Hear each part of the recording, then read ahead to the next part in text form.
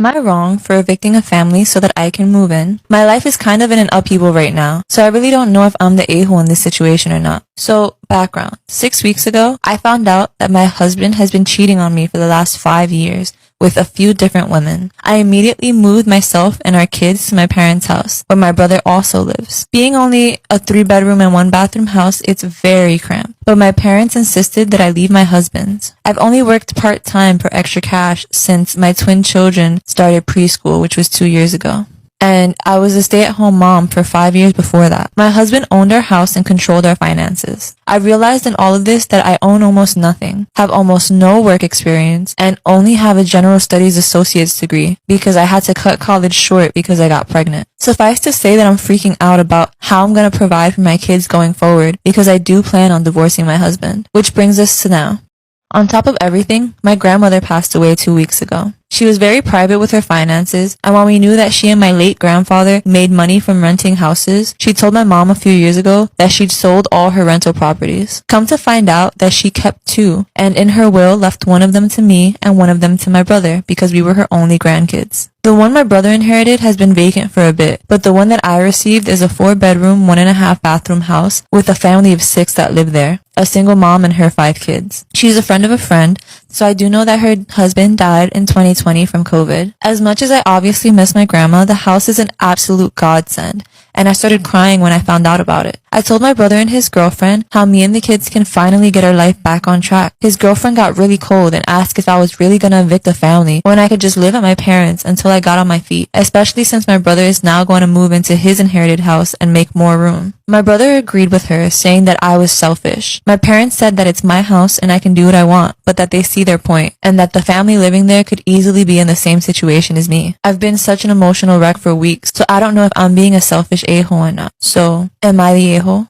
Am I wrong for being mad at my parents because they withheld information about my medical history from me? I've had nose and sinus issues my entire life. I could never breathe out my nose to the point where not only my smell and taste were almost non-existent, but I could only breathe through my mouth. I also had snot 24/7. Sometimes it was like a leaky tap where it just would not stop. I went through so many clothes and bedding because due to getting snot all over everything, including my clothes. I got made fun of a lot at school, and it used to make my teachers angry. I was so self-conscious and didn't have any friends. My parents always said that there was no cure or anything that they could do about it when they took me to my doctor. At the beginning of this year, I moved for a job. I got there a few weeks before my start date and got set up. This is where it all started. Within days of moving there, I could finally breathe out of my nose. No more snot, and my smell and my taste came back. It freaked me out at first because this had never been possible in my life. I'm not a mouth breather anymore, and my sleep isn't disturbed anymore. One of the good things about my job, besides the pay, is that it comes with medical insurance. I got a checkup at the dentist, the eye doctor, and the regular doctor for the first time since I was 12. I had these when I was a kid, but when I was about 12, my dad got a new job and the insurance just wasn't good. We only went to the doctor or dentist for major things like a broken bone.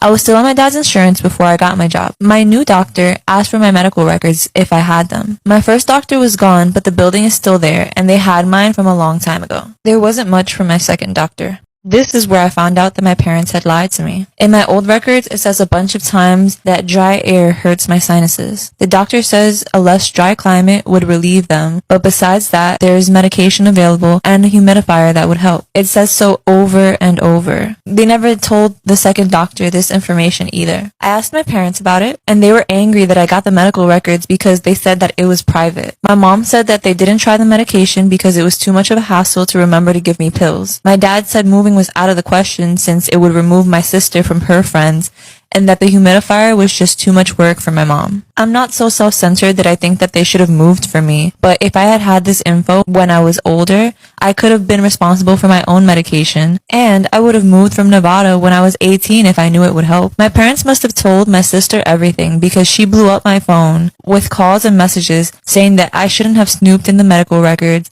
and that my mom and dad were right to tell me that there was no cure because the medication and other stuff was too much to put on their plate. If I knew, I could have taken steps to fix this when I was old enough. I'm also perturbed that they think that me not being able to breathe properly was no big deal. So, am I the a-hole here? Am I the a-hole for telling my girlfriend that, yes, the gym is more important to me than her and her daughter? I've been dating my girlfriend for about 18 months. She has the cutest little 4-year-old daughter from a previous relationship. As our relationship has progressed, I've been spending more and more time at my girlfriend's place, to the point that I've all but moved in with them. This is mostly just because it's easier for me to go to her place than for her to come to my place, since she has a child and I don't. I work from 4:30 p.m. to 2:30 a.m. I get to bed by 4 a.m. and then I wake up around noon, and on most days, I head off to the gym and spend about 2 hours there. I like to work out. It makes me feel good, it keeps me healthy, and I also consider it a professional responsibility to stay in shape. Working 10-hour shifts means that I don't have a ton of time between my shifts, but that I also have more days off than most working people. This was never a problem until I basically moved in with my girlfriend. Suddenly lately, when I wake up and try to head off to the gym, she's all, "Oh, it's all about you, huh?" Or, "You only care about what you need to do. My daughter doesn't understand why you're leaving and why you don't want to spend time with us." The last time, things came to a head. When my girlfriend started objecting to me going to the gym, I told her, "Look, I'll see you and your daughter for a little bit before I go off to work, and then tomorrow I'm off, and I don't have a workout scheduled, so we'll have the whole day together. But I have to get my workout in today. It's a priority."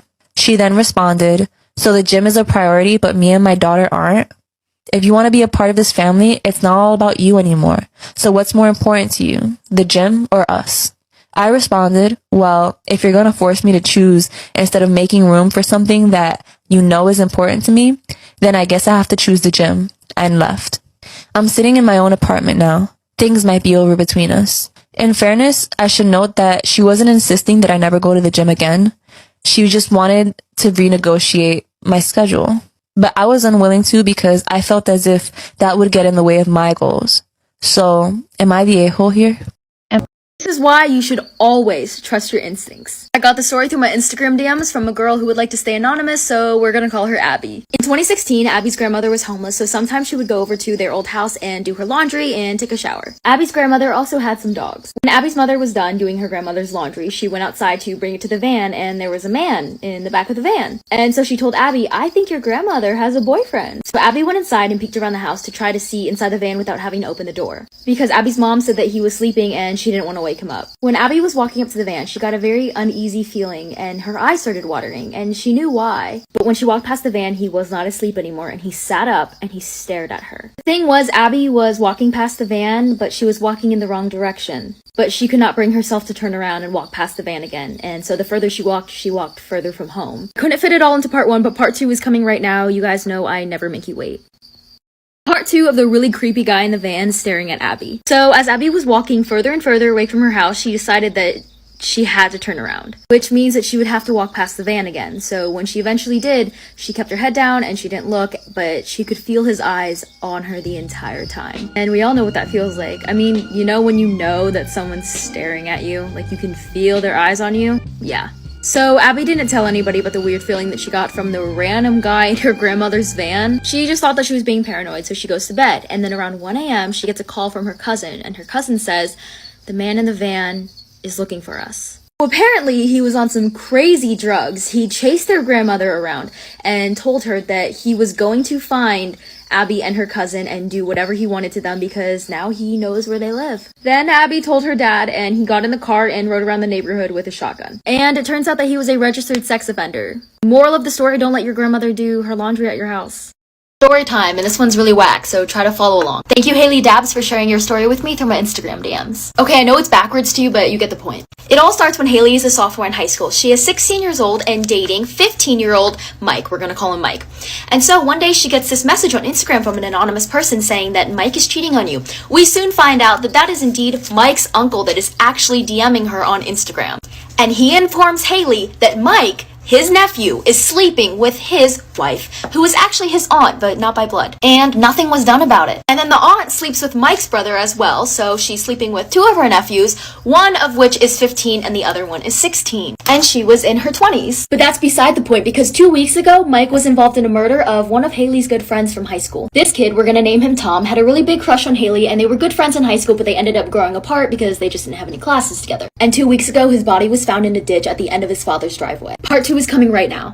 Part 2 of Haley's ex-boyfriend who slept with his aunt and then now is involved in a murder. So I already explained that Mike cheated on Haley with his aunt, and then also his aunt also slept with his other brother. Haley had a friend in high school, we're gonna name him Tom, and Tom had quite a big crush on her. They ended up growing apart, no hard feelings, but 2 weeks ago his body was found in a ditch at the end of his father's driveway. And it turns out Mike, the guy who cheated on Haley, was involved in this murder. It wasn't exactly Mike who actually killed the guy, but he was involved. The guy who actually killed Tom in high school, he was like involved in all these drugs and stuff, but Mike was involved and he was arrested 2 days ago. And apparently this guy from high school killed Tom over something so stupid as weed. And I don't know the full story, but Mike was involved, but it turns out that he was just really in the wrong place at the wrong time. It was really sad to Haley because he wasn't like this when they were dating or anything, but after they broke up, he just fell into the wrong crowd. He was really into sports, he wasn't even a bad kid until everybody started making fun of him for cheating on Haley with his aunt. But that just goes to show that people can change. Thank you again to Haley Dabbs for the story.